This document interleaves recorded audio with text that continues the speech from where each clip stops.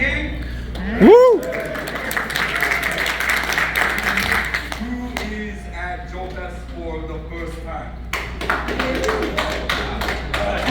Returning, yeah. So I'll admit, my very first JoeCon was in 1991. When I was in California, I found out that there was a JoeCon at the Hilton Marriott, I think, or the airport Hilton, one of the two. And I went there, and it was, like a bunch of older dudes, and it was a very hot room, but I was able to get a bunch of the 82 straight-arm carded figures that I was looking for. I knew about my people. We heard this was happening. We were really excited to come here. My partner, Harv, and I, and then this gentleman, I'm sure a lot of you are familiar with, Matt LaCroix.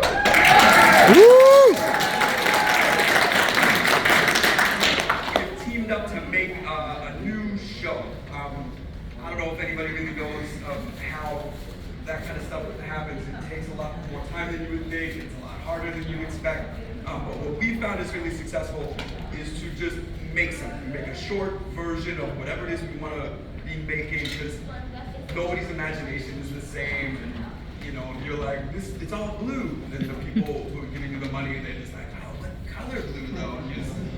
And so we like to make stuff. Yeah. We like to make stuff and find that stuff. It's like Jimi Hendrix feedback.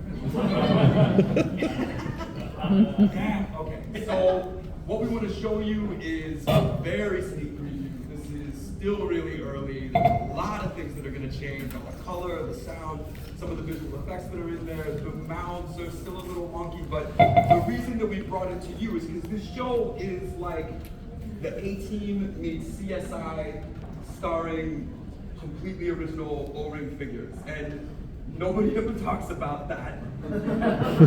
They don't make like toy jokes, but on the computer is like a printed sticker. So it's inherently very silly, but it's also really, really funny. It's very blue, so if anybody brought your kids, they're gonna learn something new today.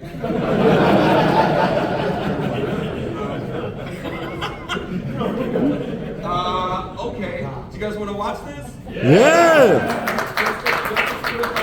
Okay, so now what I understand is that there's going to be a little bit of a delay, Doug. My man over there. We're going to dim all of the lights. Nobody hurt each other in the darkness. Get consent. Can everybody see this, or should we get out of the way? Get a little bit out of the way. The show is called The Cleanup Crew. And I guess that's as bright as we can get this. What do we think about this? Is that a skyline? Who's got the direct line to God? There's got to be some Christians in here. That son did it. That's going to go.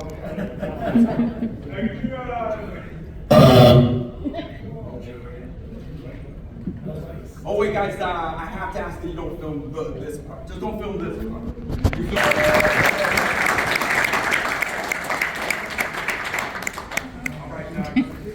Just you. Your laugh is so good. So as you can see, there's a guy in that. His name is Dusty. He's sort of like the Ethan Hunt or Matt Tracker of this force, and calls in a bunch of specialists whenever there's a specific mission that they do need it for. Yeah. Turn on lights. So probably a good format at this point, right? Maybe questions? Yes, sir. So everybody knows Seth Green, right? Yeah. Yeah. Who? Everybody knows Matt LaCroix, right?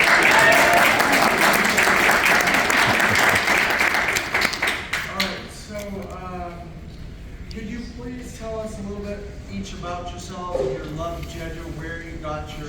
Just squeeze in right now.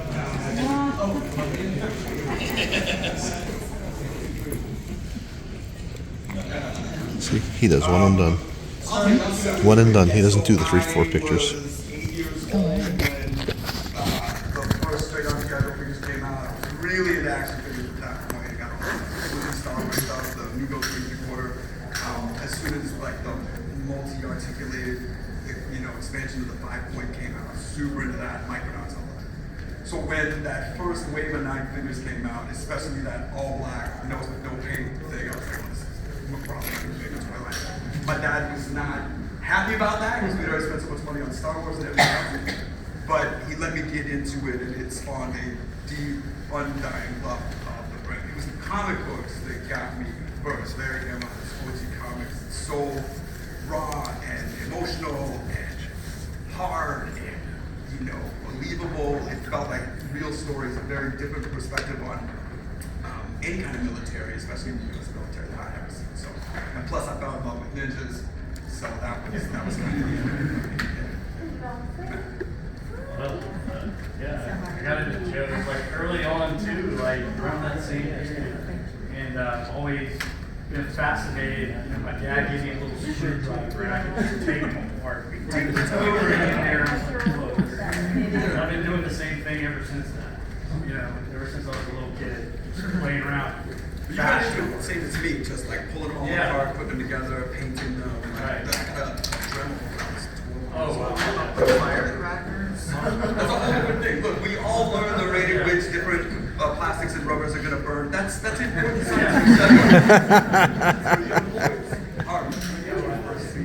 I guess for me, I started with Star Wars, and I think I just got bummed with the articulation of this and the weapons. So I really fell in love with being able to move them around and pose them. That was exciting for me.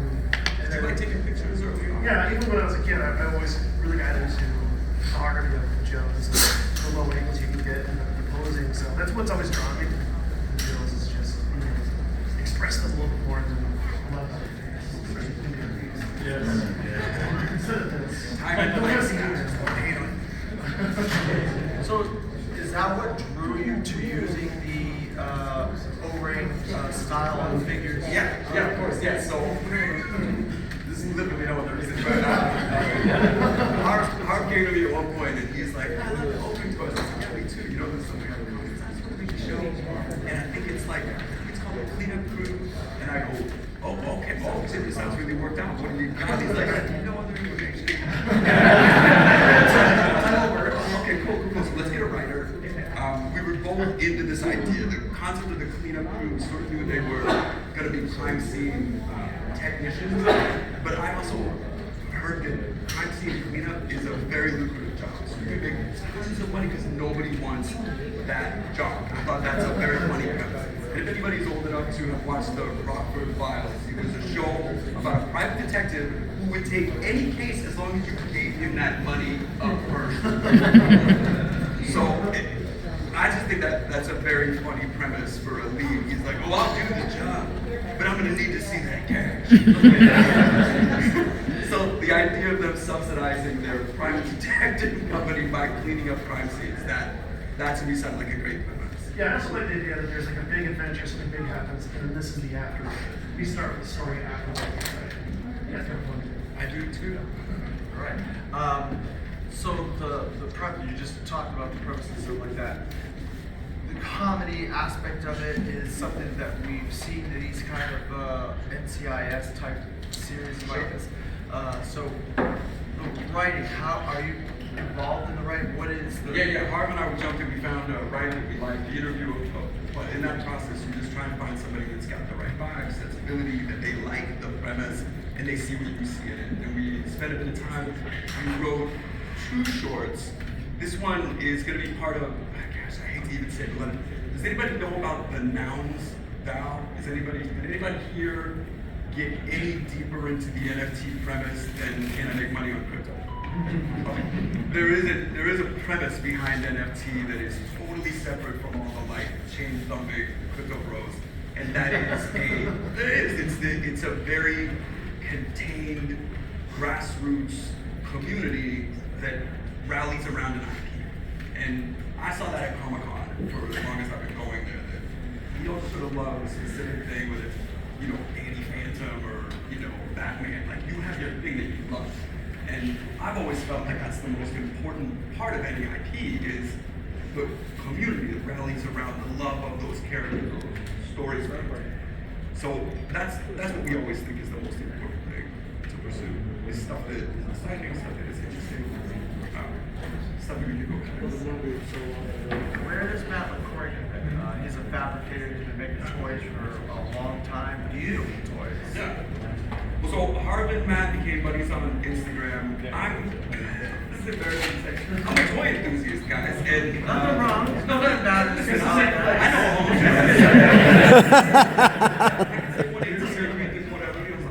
So I knew about the action force. I knew about that line before I knew that they were talking. So I'm always searching stuff. I know Big Bad. I always see like the new stuff.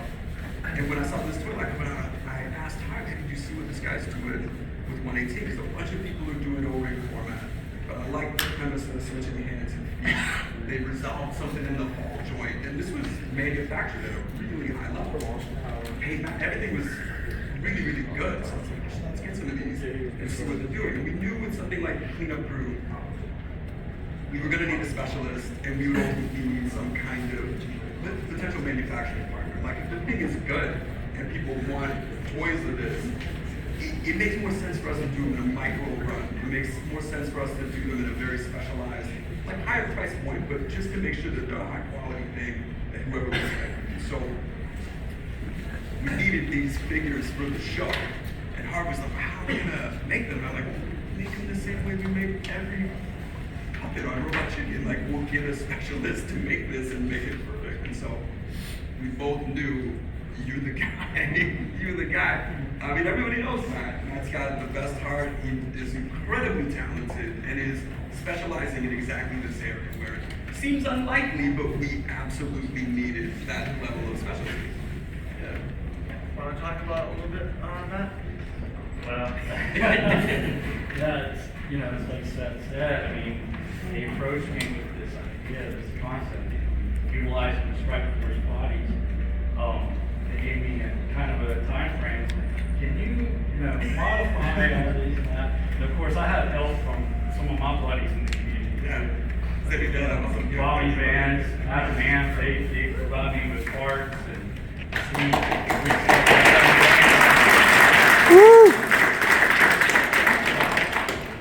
But yeah, I mean, and then I just Everybody rallies. Yeah. That's what this community is about. We help each other succeed. Yeah. So what other cool stuff you guys got in the pipeline? Man, so much stuff. We got all kinds of stuff, but this is the thing that we were the most excited about. And quite frankly, we really wanted to bring it here. It'll be a while before anybody sees it. The Nouns Festival, which is where that NFT thing started. The Nouns Festival, we've made this whole thing as a part of, I try not to get too outside of this premise, but the idea is that, you know, there's a community pool of money that everybody has put into a particular intellectual property, and that they can use that money however they see fit, whether it's community activism or, you know, artistic pursuits or community gardens, whatever they want to spend that money on. And it's like $20-some million. Like, they make a lot of money and they can put it in places that are valuable. So we approached that now about creating a film festival, a place where all different artists can make. They get a specific amount of money and they can make whatever they want, as long as it sort of circles back to the idea of the nouns now, which is how we were able to shoot this proof of concept for what we hope will be a new show. But we folded the concept of the nouns into these investigative reporters because money is a motive. Somebody could get killed over this shit. So that's how that's how it started. How far off the question did I get? No, that's fine. That's fine. Yeah, so that won't come out in October. There it is. That'll come out in October. But what we showed you is the smallest preview. We'll have this whole thing together after the festival is when we'll start trying to get it onto some kind of TV. And Matt, you got some toys coming out too? Yeah, well, I got the strike force now, but yeah, I'm always just, making one-offs and stuff. That's what I came to this con for, was the customs. I mean, a lot of the stuff you can find, but all of the artists' personal stuff is usually good. Would you like to answer some questions from our fans? Yeah, we have a BTS that may cover some of the questions people might ask about the show. Are you guys interested in watching that? Yeah. Yes. All right, Doug, I'm gonna need you one more time. Yes! Seamless! Wait a minute.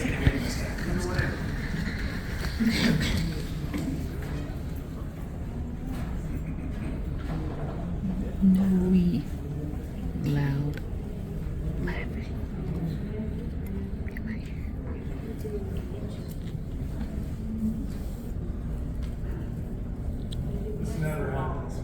I really did like that though. I hadn't tested this movie, so I don't think it's gonna play.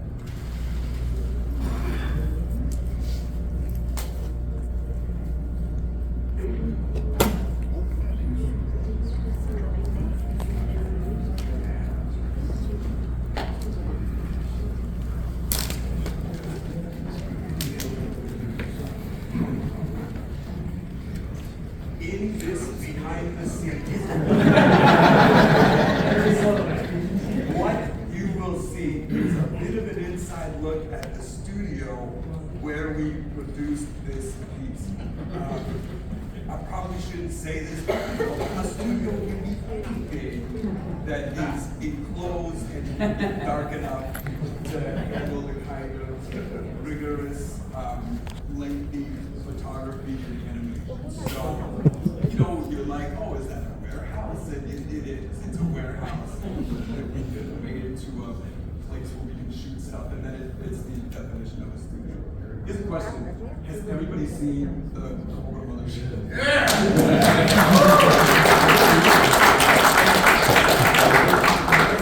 Is it that I have to personally commit to 200 units to get the thing produced? I can't really do that.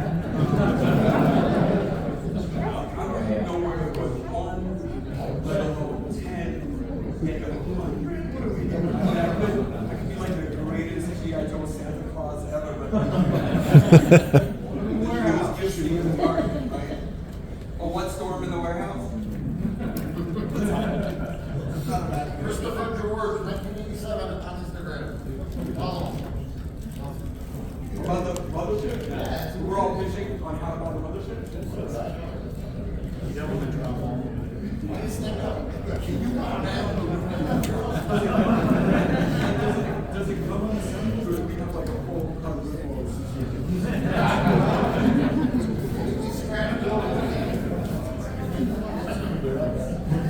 it has kite capabilities?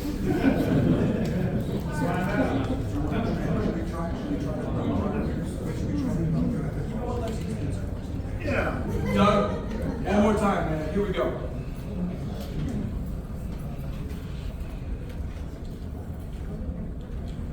Boy, I tell you, with photographic accompaniment, it's a lot easier to explain this process. But why don't we open it to questions? How about that? All right, so we're gonna just do, I will bring, I'll go to the person that asked the question, so I'll just run around here. Do you want to bring the microphone? Symbolic word. Yeah, I got a question. It's the process. That's actually a question for Matt. Just with the little clip that we Would you stand up just so this is a question for Matt mostly, I think, but the aesthetic of the O-rings is very specific. Like if there's too much detail, they don't feel authentic. If there's not enough, then they're not expressive enough. How hard is it to like keep it between the lines and keep these things looking like you want them to look? Yeah, that's a good question, actually. You just work with it and you kind of just feel the vibe of it. If it's got too much detail, like you said, it's turning into something else. It's not over anymore. So it's simplified, like a bandolier with grenades on it, you know, cylinders, you know, I mean, it's simplified shapes and whatever looks right, it feels right, and the folks know when you can't fool the eye. There's a little bit too where we made certain enhancements, or we'll take stuff down for photography. On Robot Chicken, whenever we make a celebrity likeness, we'll cast a neutral sculpt of it, and then you'll put like eyebrows or mouth shapes and things. So we're very fixated on what that neutral sculpt is. So every time there's no mouth or no eyebrows, that's what the character looks like. And if a celebrity has a particular persona, you try to capture that in the face. So with characters like Dusty and Olivia, and especially Hack Attack, like their neutral face, we both wanted it to play into the aesthetic of traditional O-ring stuff, as far as not misshapen, but like strong features, even though it's not a lot of detail. But we also wanted them to have what we thought would be really accessible neutral clothes. We went back and forth a bunch of times on Dusty's hairline, like the width and lip coverage of his mustache. Making me get that stash bigger. I was like, turn that thing like on the bottom of it. Yeah. Because they want that filled over. I saw a guy in a booth that really looked like him. Stand up, sir. Seth, gentlemen, welcome to Augusta. Yeah, thanks. Dude, I'm sure you want to park up. Here, yes, outside, no. Gentlemen, the idea affected so many of us when we were kids. I mean, I became a Marine because I loved gun hoes so much. So could you guys tell me which one is your favorite action figures from Snake Eyes, dude. Like, it's really easy for me. Snake Eyes was my guy right away. And then when I read the comic, it's the Snake Eye, Skull Shadow on the cover of Subway, keeping the artwork, Snake Eyes. It's like, this is the most exciting shit I've ever read. Into all of the ninja stuff, when they came out with the visor, Snake Eyes, I was killing me. I had to run to the store. I made a deal with a guy. I'm like, what day are you getting your boxes? I think back, I'm like 12 years old, shaking down this like 26-year-old. Like, how old did that guy be?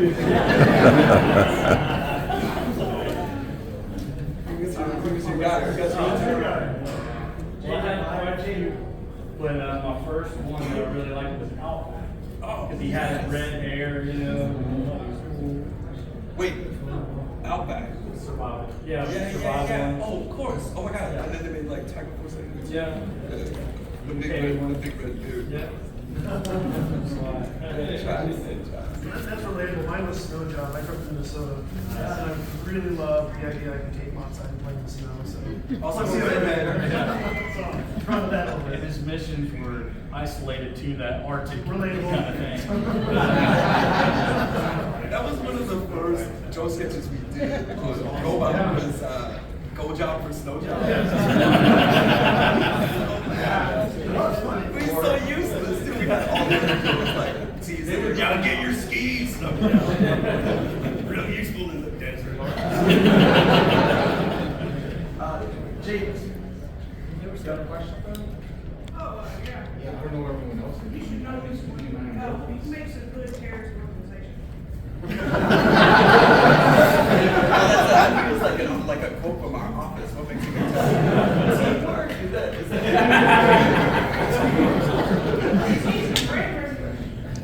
Brand recognition, right? People know that Cobra symbol. Let's jump right back there, way back there. Tony Stark is here. So I like your G.I. Joe comic and stuff, but I wonder how much of the Pensler films from like early YouTube influence you? So much. Oh my God, I love that stuff. The PSA stuff that I saw, what was that? It's like 99. You want body massage?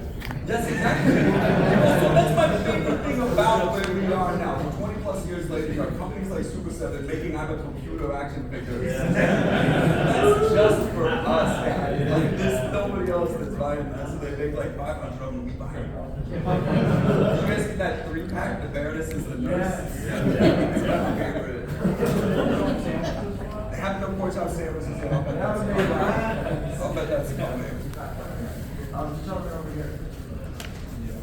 Hey guys, Seth, Jeff Fan versus Jello Gelatin. Stop!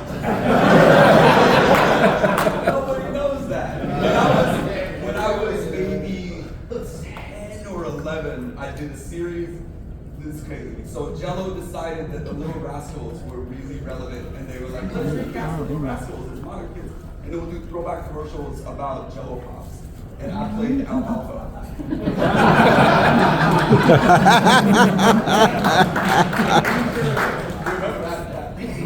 Terribly. I did a comedy commercial too. When I was younger, I did a pudding pop. Yeah, he was cool with me. I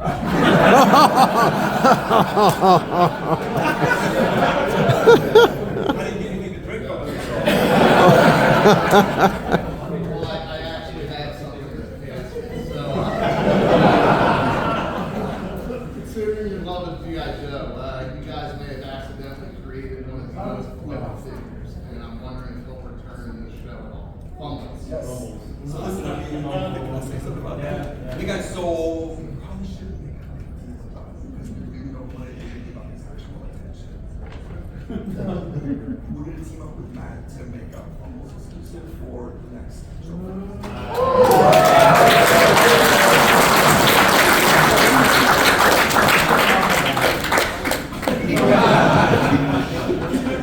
Long time to that JoeFest, guys. We don't want to get a cease and desist before they hit the show. Yes, there was a point we're so close with all those companies. There was a point, whenever we did the rollout with this, Hasbro was really interested in doing it with us. For a while, we were talking about the four apocalypse, the four ponies in the apocalypse. My little ponies in the apocalypse. But they, we all thought that was hilarious. And they did too, but then we got down to brass tacks about it. They ran through the brand group and they were like, here's a problem. We make maybe 5,000 of these and we'd have them at the convention and they'd sell out, but we would have protesters for the rest of Hasbro's existence. See where it's coming from. And the same thing about Fumbles, we were going to make a con exclusive. I think it was San Diego, we were going to make a con exclusive. And then they, at the last minute, were like, I don't know, guys, it's like, this whole thing is like shooting people in the head. If we can make this, what do you call them, trouser steak? I just don't know. So we never got it off the ground. And then just this morning, Matt was like, hey, Steven, what if we did that? Okay. Yes, let's do it 100%. Maybe we can convince Brecken to come sign some. But more than anything, don't talk about it. Because I know you filmed and don't broadcast this. We're like, hey, check this out. Review. Seth Green confirms. but yeah, we're going to try and do that this year.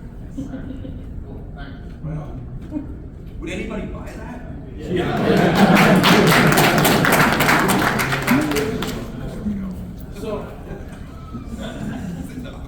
So going back to the first question we were talking about, getting the characters just right. We played character Gustavo in Hall of State. Yes. Great show. You big Adam Green fan? Oh yeah, yes sir. So Anybody in here ever seen Hatchet? The horror movie Hatchet? So working with him as well as satire was like the director versus the writer, and comics guys kept fighting back and forth about it. Does that happen pretty regularly, or is that like more satire? Yeah, I try not. We have a strict, at our studio at least, we have a strict no asshole policy. And the thing is, a lot of times the assholes don't expose themselves right away. They're like, I'm cool, and then later on they're like, surprise, I'm an asshole. But if you're really good in your hiring and you wreck when the assholes are like, I'm an asshole, like you gotta either straighten up or go. That's how it goes. So we don't get into those kind of conflicts because we've assembled a team where we're all on the same team. We're all there for the same purpose. We all want this thing to be its best. And we all kind of appreciate that each person's best effort is going to be what makes the show work. Everybody's got to feel comfortable to do their best work on behalf of this thing we're making. Yes, we don't fight like that. That was satire. Yeah, so that's funny. But anybody that doesn't know, I played a character with a split personality. one guy was like incredibly effusive, and the other guy was like a violent. I think he was even Russian or something. It's like whatever accent I could pull off consistently. Any other questions? A question from Snake Eyes in the back.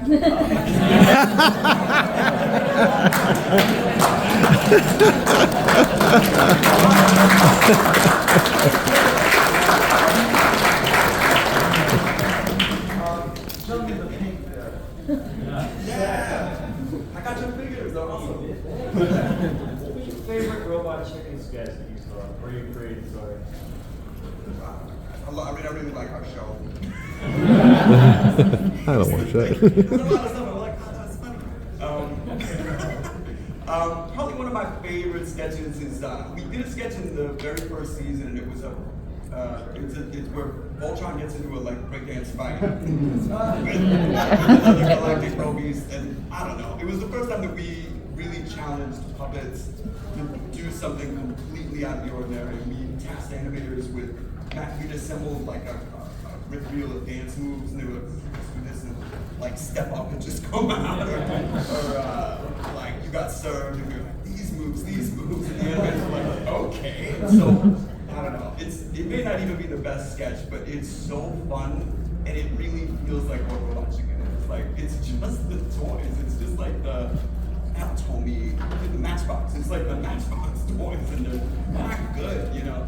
They can't really move, and we just have them like sort of jiggling. I don't know, the whole thing is very funny. I have a question. Yeah, let's hear it. You get a cool beginning credits with the chicken and stuff like pop, pop, pop. You have something really cool planned for this project. That's a really good question. So we'll see. Here's most opening theme songs get really challenging in content because most of the people that you're making stuff for, they don't want to give you that 30 seconds, 60 seconds, 90 seconds that cut into what they consider their programming time. And especially if you're doing something that's measured for advertisement. You don't make a 30-minute show, you make like a 22-minute show, and then they have to make 8 minutes of advertising. Maybe if we do, we'll get some awesome rock star to write us something really funny. Do we know? We know people. Like, I think so yeah, we'll do something, even if it's just this thing. I'll talk to Patrick about it. Yeah. Gentlemen over here. Hey, sorry. The Voltron. Don't you dare apologize. I had that song where he's dancing stuck in my head for years. Did you write that? You talking about the Voltron breakdancing? Like beach with your hands just off the ground. Thank you. So listen, it's very complicated. So when we first wrote that, Tom Root and I were just like writing it in the style of a DMX song. And we sent that to the clearance version. They're like, you can't use this song. It's already on the air. So whatever was broadcast in the original broadcast, that's the original song. And I don't think there's any representation of it. When the show went to DVD, we re-recorded a song that was legally clear of DMX's estate's prosecution. And now this is funny, I probably shouldn't even give you this Easter egg, but if you listen to the DVD commentary of that episode, you can hear the original raw audio of that song. We're talking over it, and we all talk a lot, but you can sort of hear it, is the point. That might be the only thing we still hear. Yeah, secrets. George.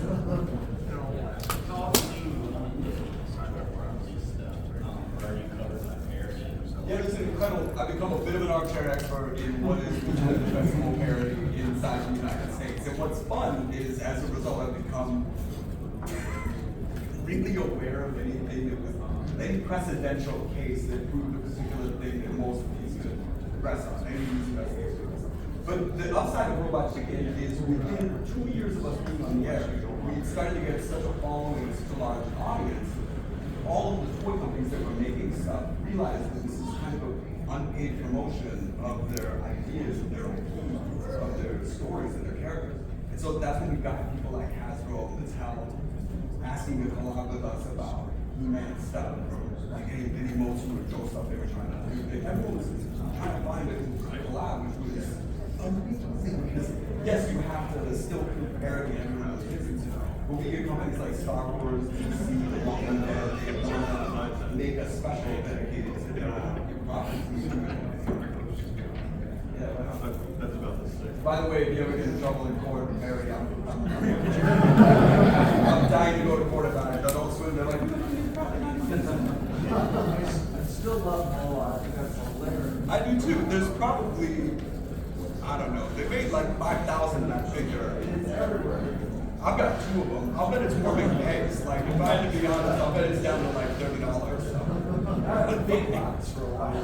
You gotta get those back. Relatable. Yeah. Man, I gotta say, like, I felt when I saw the PSAs in the late 90s, and then when I started seeing G.I. Joe's Robot Chicken, Yes. I felt similar.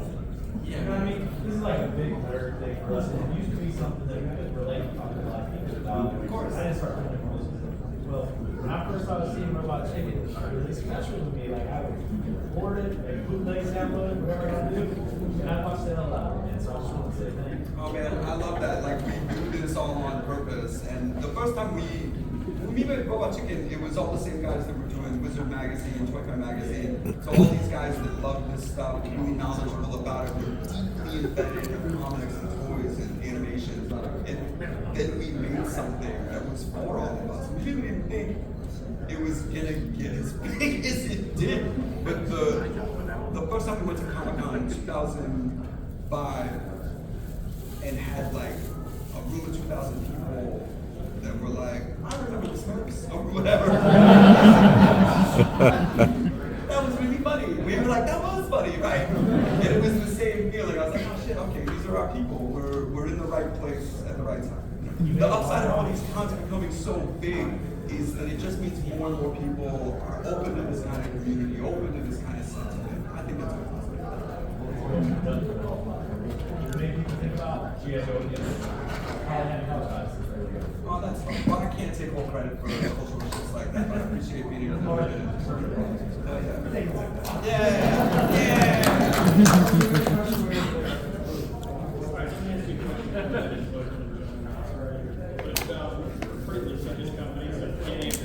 Talk about Disney? No,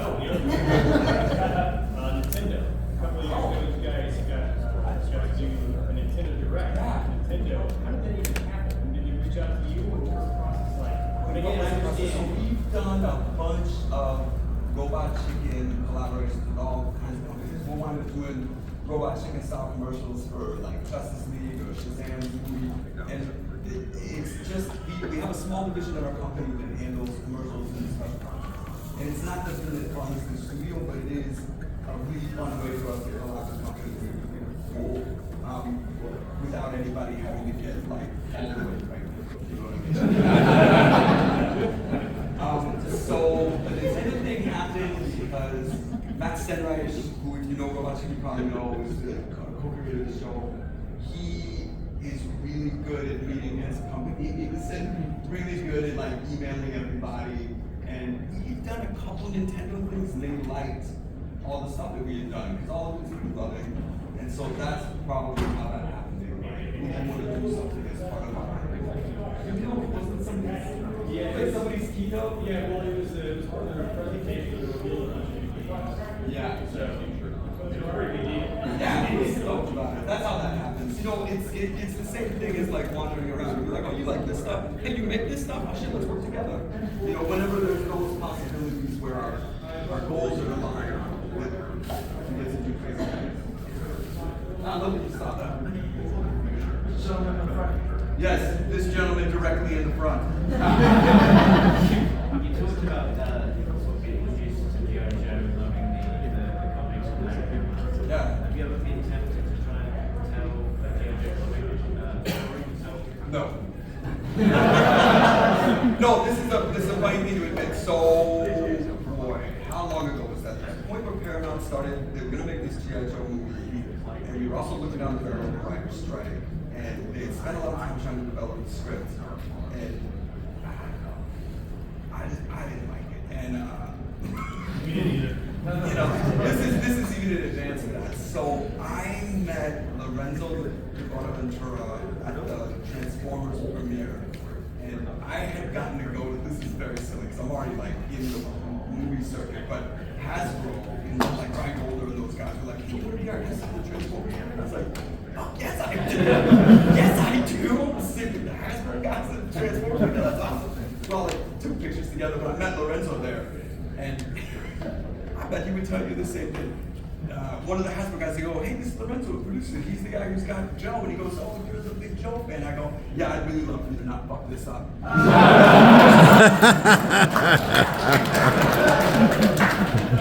I got to take a meeting with him, which was the cool part. He's like, what's important about this? When you said, I want to put together like a compendium of real fans and try and address the things that are meant to be the most important. It's like, oh, I think everybody gets this brand wrong in movies. The whole thing that's interesting about it is it's a variety of people that all look at and sound a different way.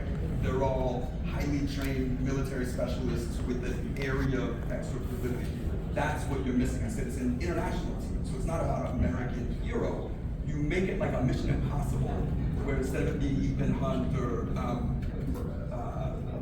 Ving Rhames, you've got a dude in a bright orange shirt. And you're like, why like I wear a bright orange shirt? Because he's fucking crazy. Crazy. So that was my pitch to him. I said, this is what you found out with Joe. And he was like, okay, really interesting. And then they made that movie. Everybody's in black leather. And it's like, what's supposed to be fun about Joe is that they're just people. They're just like, it's like Indiana Jones. Every one of them is just a people doing something they're really good at. And instead they're like, let me wear an external mech suit and run through a bus. I'm like, you're so far off. So anyway, I'm sure you guys all liked at least what Retaliation was going for. At least what it was going for. Like all that ninja stuff, that Cirque du Soleil on the mountain stuff, that was cool. I don't know. I like the RZA, but like Hard Master, that's a little complicated. So that's my whole point. Is every time I have a meeting with any of those guys about what they want to make in shows, what they want to make in movies, we have just dramatically different POVs on it. I don't want to get into a situation where I'm aiding and abetting something I love being mutated into something I don't like. So I have those meetings and if they're like, we want to do this, and I'm like, well, I think it should be done like this. And like, we're not going to do that. I'm like, well, it's great to meet you. Thank you. Why do you think there's such a lack of respect for the source material? I don't think it's a lack of respect. It's just a lack of understanding. Like most of the companies that buy these things to monetize them, they only understand that it's made money at one point or another. They don't understand the why. They don't care who any of these people are getting. They literally don't care. They have bought major corporations, super bureaucracies have bought all of the Feel better now? and they're trying to run it like a company. Here they fired hundreds of thousands of people, consolidated all these departments, and now they're operating like a bureaucratic corporation. Everyone is terrified to make any kind of creative decision. So it's gotten worse and worse and worse over the last 20 years. That's why everybody was on strike all of the last year, because it's so bad. But what that does is creates a little less of a brass ring of going and working with an actor studio, right? Because you have the opportunity to get a bunch of people together and put on the show that you want to make, right? Distribution's been democratized. We put something on YouTube. We put it on Instagram. We started a show on Instagram. Like, anyone that asks me, how to make this, I'm like, just go make it. That's what you got.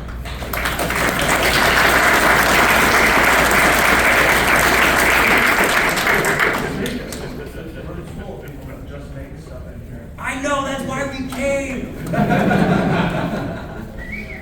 So we're gonna probably call this... Wait, what does this kid got to say? Oh, okay. What do you got? What show or this like person has gotten mad when a parody related to his name? This is a really good question. It's actually very funny. So 2 different companies sent us C&D. It was Archie Comics when we did a Final Destination gag. Such a good episode. And then it was MTV came after us. We did a Beavis and Butthead join the Teen Titans. What's funny about this, and it's a great example of a larger corporate bureaucracy not understand, like literally the left hand doesn't know what the right hand's doing. They sent us the C&D about Archie, and we had to black it out of the original DVD release. So like the episode where that appeared, there's just go straight to credits, and it's an extra 2 minutes short. 30 years later, our writer Tom Root runs into one of the heads of Archie Comics, like whoever was the brand rep, and he's like, "Oh, Tom Root, Robot Chicken, would you want to write Jughead 300?" And he goes, "I would. Would you give us clearance to put this on our DVD?" And he's like, "What?" He had no idea that we were ever held up in some kind of legal opinion. And then the same thing happened with Beavis and Butthead. When MTV was putting out the DVD release of Beavis and Butthead, they called us about licensing the clip of Beavis and Butthead joining the Teen Titans to show the cultural saturation of those icons. And we said, yeah, we'd love to let you use it. Would you let us use it? You can find those sketches on later DVDs when we were allowed to release them, but it's usually that kind of thing where someone gets very upset, you can't do this, and then somebody else is like, but it's kind of us.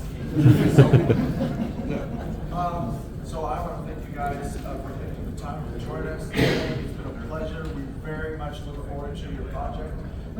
Hey, real talk, it's over a year away. Just that go back. I'm looking forward to the show exclusively. Yes, me too. Keep that quiet. Yeah. Well, I will say this game, we came here on purpose. Really excited to get to meet everybody that shares in the passion of this the same way that we do. That's really, I love that this exists. I love that everybody is cool to each other. It's really like a Taylor Swift concert. And Oh. you know, that's all. Right on, we'll see you next year.